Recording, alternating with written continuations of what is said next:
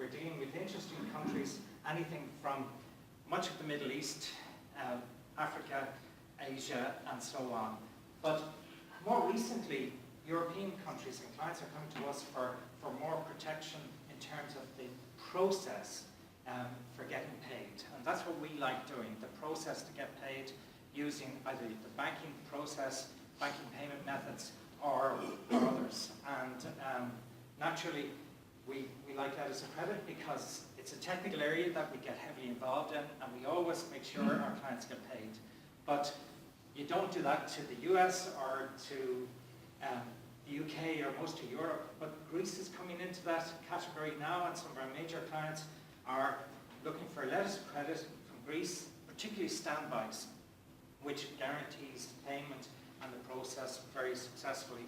But often there's intermediary companies that are shipping further afield, and letters of credit is the key area that might have a middleman in the middle of the Europe, like in Malta or wherever, and at the end of the day, goods are going to the Middle East or Africa.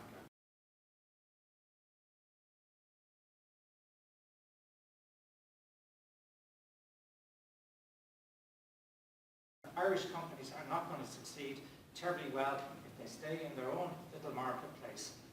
Ireland is not doing as well as it should. They're looking at new markets, and it's a big challenge for companies to get out and look at new markets. But they should be doing that, and that's what we like to help companies do as well. So, export contracts, how do they differ internationally from UK and Ireland, you might say? Export documentation, paperwork is a major issue for most of the emerging countries that have money to spend and are great growth markets. And finally, prompt payment. It's no good waiting years, like in Greece, you're waiting many, many years if ever you're going to get paid these days, or many other countries where you're not going to be able to take a legal case. Quite simply, it's just not on.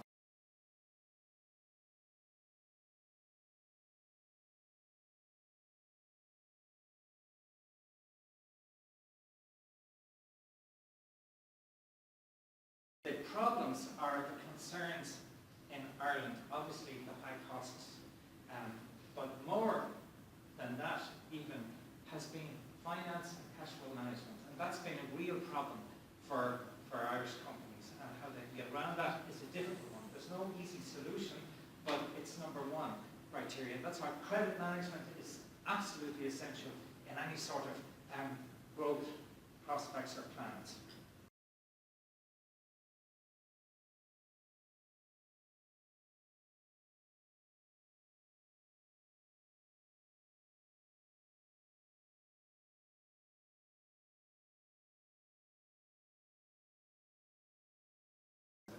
And what's available? Not a huge amount, obviously. We have the seed capital schemes, AIB have one. There's also county enterprise boards that are very good, and Enterprise Ireland, and the high potential startups have been successful. So it's a case of proving yourself. Finally, government's allocated 450 million credit guarantee scheme. That sounds very good, and sounds like this is what credit management needs. It needs a credit guarantee scheme.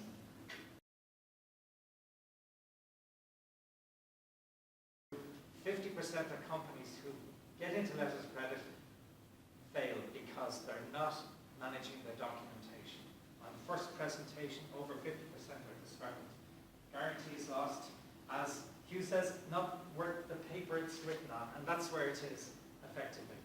The situation that's less utilised, it's utilised by many of the major companies, and that's a documentary collection.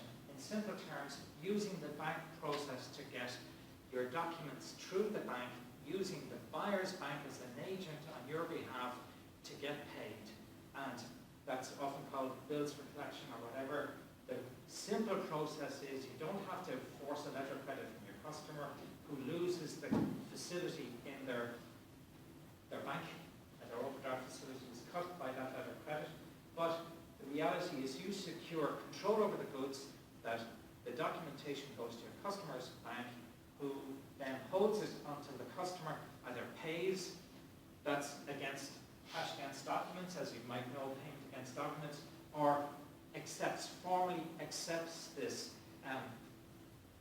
usually bill of exchange, formally accepts the documentation covered plus a bill of exchange.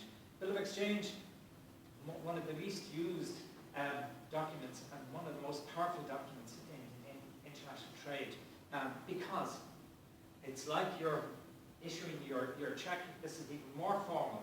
It takes away any issues on delivery, it takes away any issues on quality of goods. This is a payment contract, and a default under bill of exchange often allows you to go immediately to court for payment under default on a bill of exchange.